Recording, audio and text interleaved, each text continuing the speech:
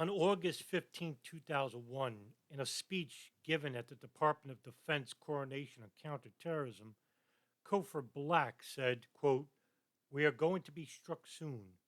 Many Americans are going to die, and it could be in the United States," end quote. The counterterrorism unit in the CIA, as well as the Bin Laden Issues Station, codenamed Alex Station, had information regarding two hijackers that were living inside the United States already. And about at this time in August of 2001, they knew a hell of a lot more than that, in that they never shared this information with the FBI or the State Department. 2001 seems to be the key year for the events leading up to September 11th, especially within the intelligence community. By the spring of 2001, Deputy Chief of Alex Station, Tom Wilshire, was tasked to liaison with the Federal Bureau of Investigation as its chief of counterintelligence, working directly under its director, Michael Rolnies. Alex Station was the CIA virtual station dedicated in tracking down Osama bin Laden and Al Qaeda, an idea that was born from David Cohen, head of the CIA's Directorate of Operations in 1996. But in 2000, it was the CIA Director George Tenet who decided to change the station's direction under then Director of Alex Station, Deputy Chief anyway, Michael Scheuer, and began implementing new ideas, one that concentrated on having a more personal intervention towards Afghanistan, the Taliban, because the Taliban had invited Al Qaeda to stay there along with Osama bin Laden. With a new deputy, Richard Blee, the station began instituting drones as its eyes and ears, while its new CTC deputy, Cofer Black, wanted to infiltrate Al Qaeda and create spies to gather human intelligence, or human. Tom Wilshire, one of the elder statesmen of the unit, was tasked by Blee to assist the FBI counterterrorism office in Washington. Wilshire had come under suspicion by withholding pertinent information from the FBI back in 2000 regarding Khalid al-Mihdhar and Nawaf al-Hazmi, and probably a lot more. As the station had the passports of al-Mihdhar and al-Hazmi copied, even while their dual entry visas were known, none of this information was ever passed on outside of Alex Station.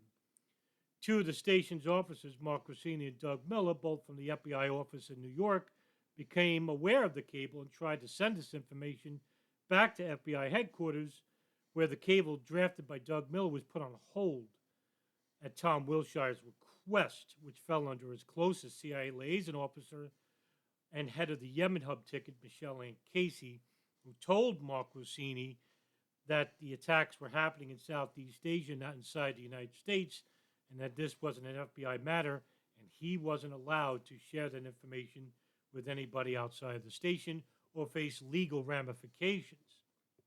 Now, Wilshire had begun informing FBI headquarters about data the CIA were made aware of regarding the travel of al-Mihdhar and al-Hazmi, who at this time were also USS Cole bombing conspirators. He relays this information to Dina Corsi, an FBI intelligence analyst with whom Wilshire began a report with in Washington, D.C. There were certain FBI agents from New York City and Washington, D.C. who were already under suspicion of the CIA withholding information about the movements of al-Qaeda operatives, including Steve Bongard, a top assistant from the FBI's top counterintelligence unit, to Ali Soufan. Bongard believed that the CIA had withheld information regarding the bombing of the USS Cole in Yemen. This notion was also echoed by John O'Neill, who was the FBI's chief of counterintelligence bureau in New York City. Meanwhile, Wilshire held a closed-door meeting with a liaison officer from the CIA's CTC Center, Clark Shannon, in the early afternoon of May 21st of 2001. Shannon gives Wilshire a timeline of events related to the USS Cole attack, and they discuss Fahad al-Qusso, who is a suspect of the bombing team already in custody. Wilshire wanted to connect two incidents together, the USS Cole bombing and participants of an al-Qaeda summit meeting, which was held in Malaysia in January of 2000, in which I did a video just a week ago. Was there a connection? However, the information he was compiling was again being withheld, even from his FBI counterparts in the Washington, D.C. office. And it makes you wonder whether Wilshire was sent there to know what the FBI knew and to keep the FBI in the dark about what they didn't know. And Wilshire began compiling notes and cables from Alex Station and was able to notice a glaring piece of information. Both Khalid al-Mihdhar and Nawaf al-Hazmi were at the summit meeting. However, once again, Wilshire would not share this information with the FBI.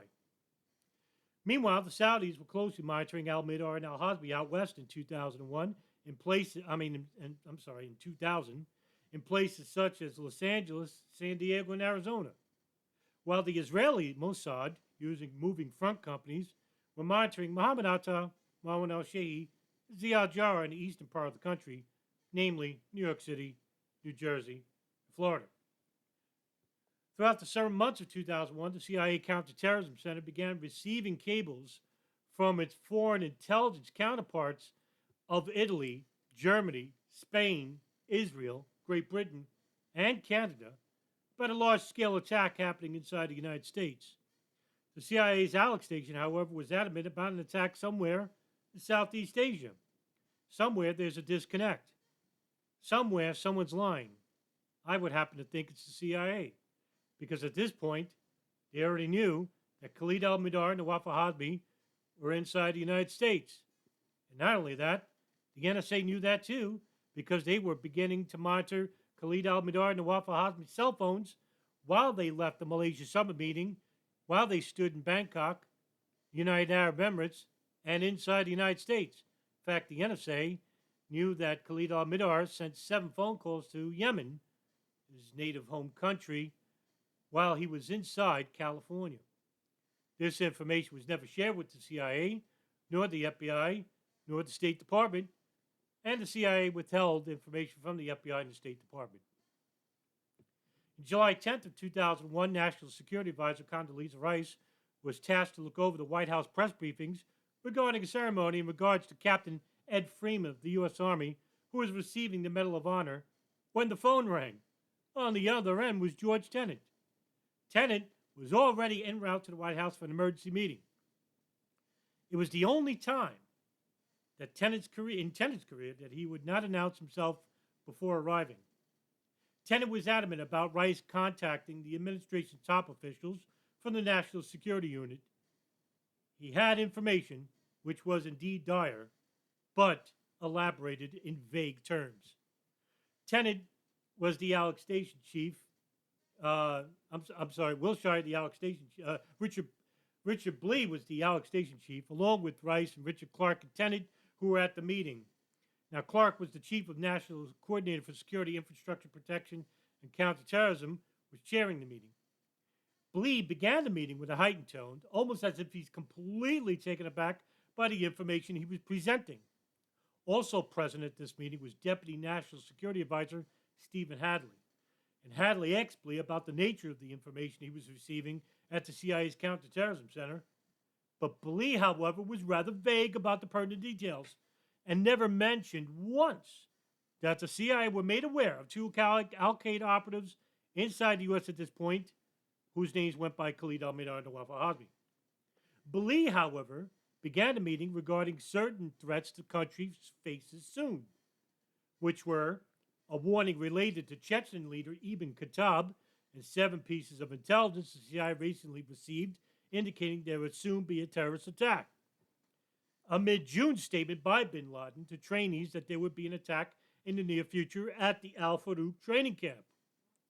Information that talks about moving toward decisive acts from Al-Qaeda. A late June information cable saying a big event was forthcoming, but this did not mention what kind of event was forthcoming or when.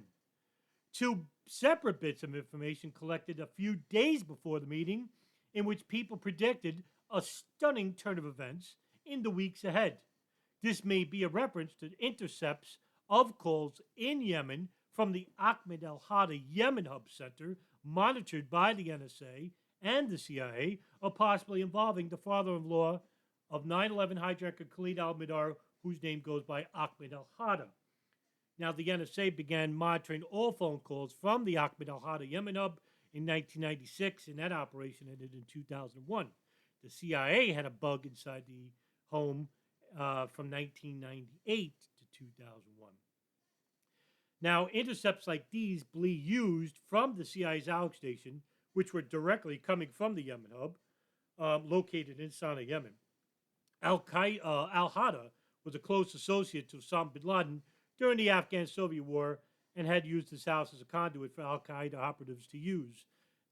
Clark mentions much later to investigators that at no point during the meeting did Blee or Tenet mention the names Khalid al-Mihdhar or Nawaf al-Hazmi, or the fact that they were inside the country for 16 months. Blee says the attacks will be spectacular and that they will be designed to inflict mass casualties inside U.S. facilities and interests, and that there may be multiple simultaneous attacks, and they may be in the U.S. itself. The meeting ended, however, with the most important details regarding al-Mihdhar and al-Hazmi withheld even from the White House's top counterterrorism officials. And by August 3rd of 2001, U.S. President George Bush takes a month-long vacation back to his ranch in Crawford, Texas. There, George Tenet would hold 2 meetings with them. Even this information was withheld from the 9/11 Commission in 2004, in which Tim Romer, a commission panel member, would even question whether Tenet had meetings with the president under such heightened awareness of an attack deemed by Blee as imminent. Did you ever mention it, for instance, to the president? You're briefing the president from August 6th on. I didn't see the president. I was not in briefings with him during this time. He was on vacation. You didn't see the president between August 6th, 2001 and September 10th? Well, no, saw him after Labor Day, to be sure. So you saw him September 4th at the principals meeting? He was not at the principals meeting. Well, you don't see him. Condoleezza Rice, I saw him in this time frame, to be sure. Okay, I'm just confused. You see him on August 6th with the PDB? No, I do not, sir. I'm not there. Okay, you're not. When do you see him in August? I don't believe I do. You don't see the President of the United States once in the month of August? He's in Texas, and I'm either here or on leave for some of that time, so I'm not here. So who's briefing him on the PDBs? The briefer himself. We have a presidential briefer. So, but you never get on the phone or in any kind of conference with him to talk at this level of high chatter and huge warnings during the spring and summer, to talk to him through the whole month of August? We talked to him directly throughout the spring and early summer almost every day. But not in August? In this time period, I'm not talking to him, no.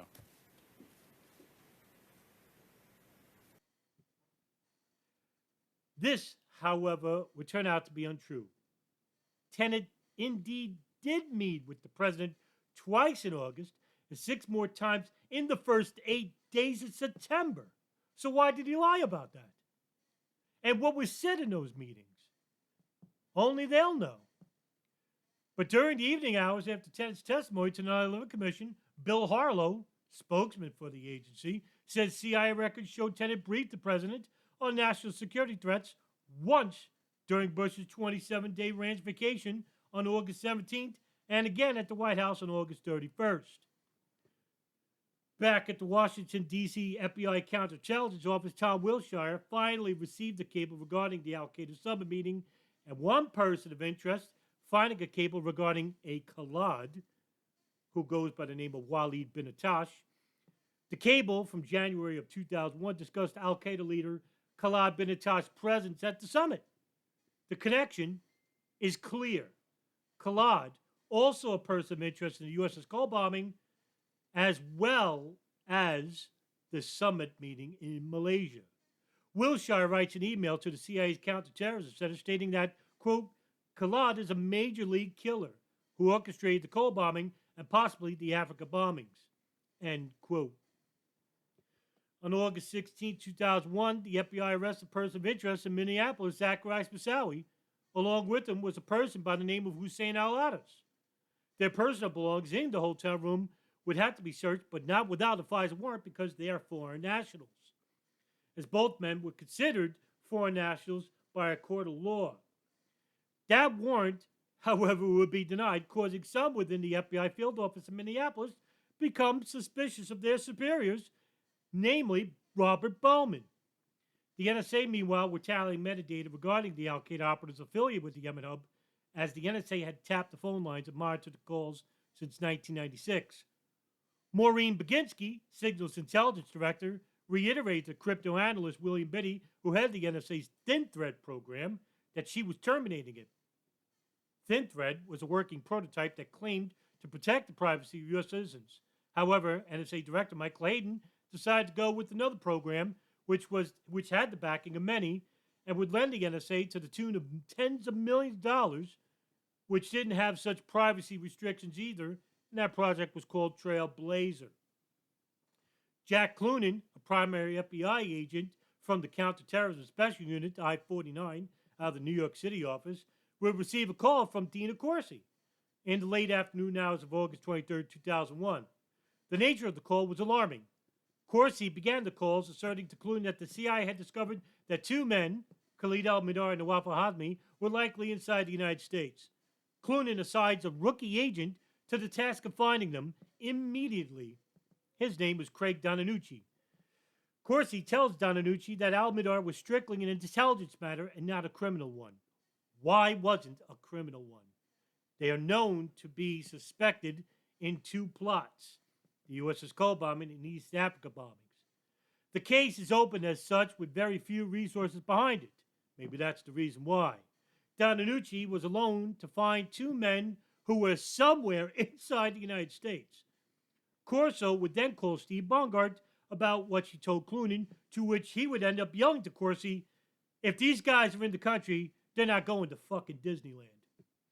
Meanwhile, at FBI headquarters in Phoenix, an important yet ignored memo was finally beginning to make the rounds. Drafted by Ken Williams, the FBI's known memo was called the Phoenix Memo, which was advising of the possibilities of coordinated efforts by Osama bin Laden to send students to the United States to attend civil aviation schools. Williams based his theory on the inordinate number of individuals of investigating interest attending such schools in Arizona. The memo, however, was not released immediately when it was published on July 10th, and the memo was seen by at least a dozen FBI officials, including John O'Neill, but it was never passed to acting director Thomas Pickard, because the superiors at the FBI, like Thomas Pickard and Director Robert Mueller, decided not to act on the information.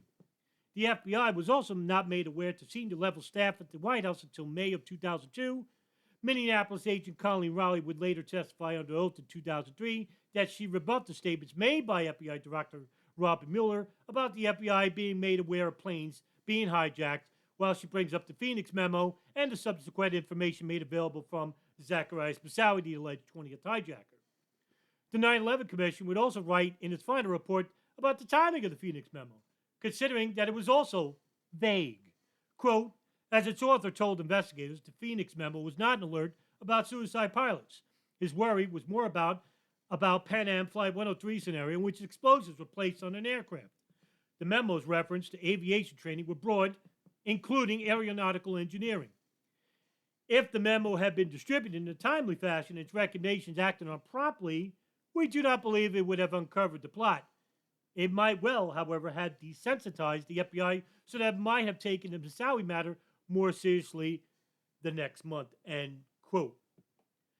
As you can see, months before the attacks were even happening, months before the attacks even took place, the intelligence agencies like the CIA, like the NSA, and at some top levels of the FBI, and I'm not counting the flatfoot officers who tried to warn their superiors about an operation upcoming, they had the necessary information to stop this operation.